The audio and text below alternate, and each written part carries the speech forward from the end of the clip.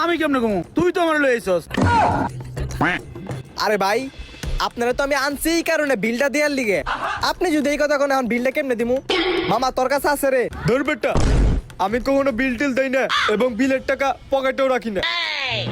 কেমনে কি? এখন কি করবি? আচ্ছা দাঁড়া, তার একটা নিনজা টেকনিক আছে।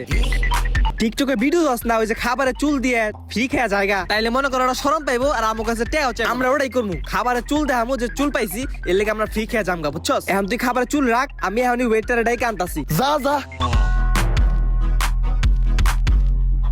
আপনি ওখানে যে চুল পাবো এটা আমি ভাবতে পারি নাই, বুঝছেন? কই কই? চুল এই যে হালার ফাদারের সন।